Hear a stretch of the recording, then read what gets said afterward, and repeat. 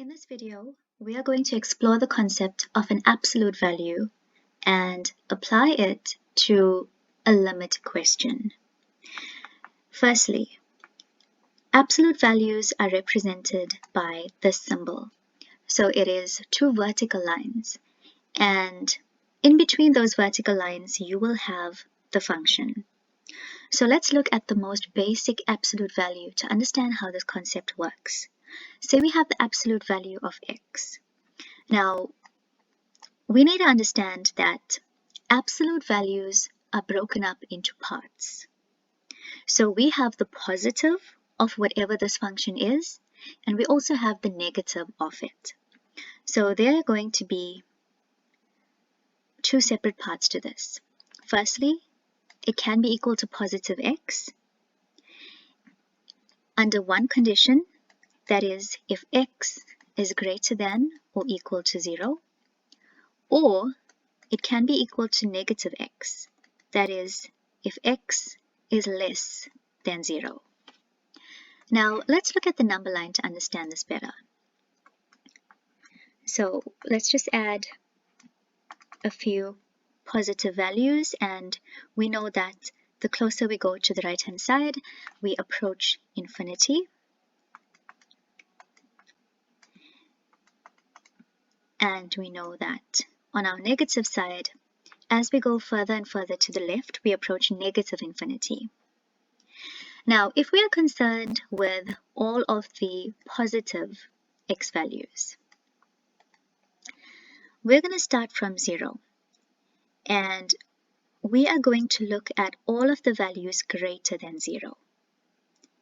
So that's going to be 0, 1, 2, all the way up until positive infinity. So that is why our first part, where we have positive values of x, has x being greater than or equal to 0. The second part of the absolute value, where we're working with x being negative, those values are going to start at negative 1 and go further and further to the left and approach negative infinity. So the second part of our absolute value is where x is negative. So we have negative x, that is if x is less than 0. So now that we understand that, we need to be able to apply this to any given function. So say we have the function 3 minus 2x. Let's first break this up according to the absolute value. So understand that we are going to have the positive of this function and the negative of the function. So following the basic rule above, let's first start off by saying that, so positive of the function, it's just going to stay as is. We'll have 3 minus 2x if 3 minus 2x is greater than or equal to 0. Now, where you have your inequality, you need to simplify this inequality so that you just have x alone on the left-hand side. Okay, doing that, we're going to have minus 2x on the left. We are going to take the 3 over to the right-hand side. To get x alone, we're going to divide both sides by negative 2. Now remember that with inequalities, when you divide by a negative, the sign changes. So it's going to go from being greater than or equal to being less than or equal to. And on the right-hand side, we now have 3 over 2. So this tells us that we have the positive of this function when x is less than or equal to 3 over 2. So the next part of the absolute value is going to be the negative of that function. So we're now going to have negative 3 minus 2x if that function 3 minus 2x is less than 0. Again, we have to simplify this so that we have x alone on the left-hand side. We take the 3 over, it becomes negative 3. We're going to divide both sides by negative 2. So here as well, we are dividing by negative, so the sign is going to change. It goes from being a less than and it's now greater than. So we're now going to have x is greater than 3 over 2. Now, at the same time, where we have the negative of this function, we can actually simplify this. So we can take this negative and distribute it into the bracket. So that is going to give us negative 3 plus 2x. So if we have to use this function, we'll use it as negative 3 plus 2x. So for this particular function, the absolute value of 3 minus 2x can be broken up as 3 minus 2x, provided that x is less than or equal to 3 over 2, or it could be negative 3 plus 2x if x is greater than 3 over 2. Now let's apply this to a limit. So we will use a limit question that makes use of this function. So we can see how exactly to work with it. Now say we have the limit as x approaches infinity, and we've got x minus 5 over, and in our denominator we have the absolute value of 3 minus 2x.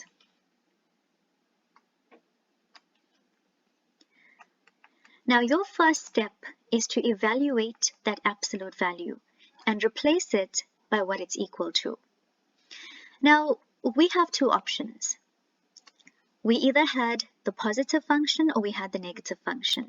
How do we know which absolute value to use? Let's just evaluate our inequality to see what this gives us. So on the number line, if we look at 3 over 2, and this is for x being less than or equal to 3 over 2.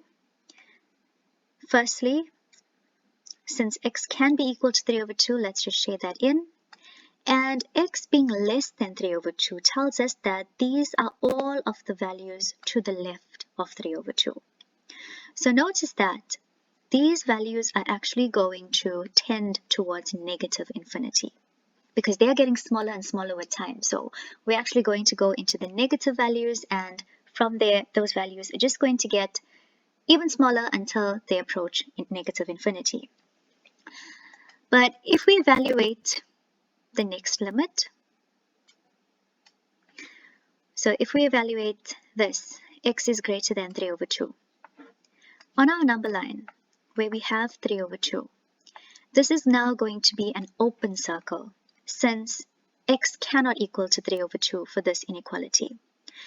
Since x must be greater, we are looking at all of the values bigger than 3 over 2, so all of the values to the right.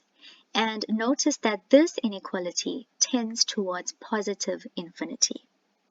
Now it helps a lot if you can visualize it and understand it, because this is what you are going to choose between when you are going to make your choice for your absolute value, for replacing your absolute value. Now, coming back to our limit, the limit is going to be the deciding factor as to which part of the absolute value you work with. Firstly, our x values need to approach positive infinity. So between these two inequalities, we are looking for the one that is approaching positive infinity, and it has to be the second one, where x is greater than 3 over 2. That means that in our denominator, when we replace our function, we are going to replace it with negative 3 plus 2x. So just remember, when you are replacing your absolute value, please refer to your inequalities and see which inequality satisfies the limit. Whichever inequality satisfies the limit, that is the function that you use. Now, from here, we are just going to work like we normally would with limits at infinity. And we know that our step now is to find the term with the highest exponent of x from the denominator and divide throughout by that term.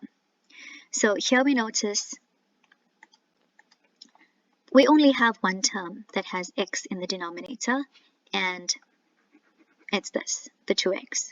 So we are going to divide every term by x.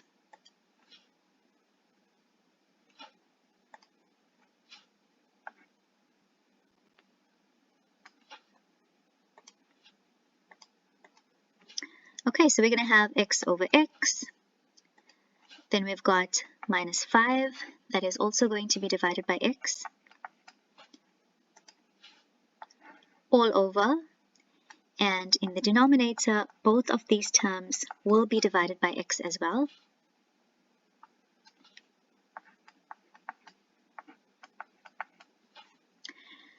Now, our next step is to simplify. So we have the limit as x approaches positive infinity. And we notice that in the numerator, we've got x over x. They can cancel out with each other. That gives us 1. Second term is going to remain as negative 5 over x. In the denominator, our first term remains as negative 3 over x. But in our second term, we notice that we've got 2x over x. So the x's cancel out. And then we have plus 2. So now that we've simplified, we can make use of the limit. So to do that, we are going to substitute infinity wherever we have x. And remember, by limits at infinity, we know that a constant over infinity equals 0. So when we substitute infinity, negative 5 over infinity is equal to 0. Similarly, in the denominator, negative 3 over x, negative 3 over infinity is equal to 0. Plus 2. In our numerator, we have 1. In the denominator, we have 2. That is the final answer. So if you need more clarification on the section, I will be posting another video where I cover more examples on limits with absolute values.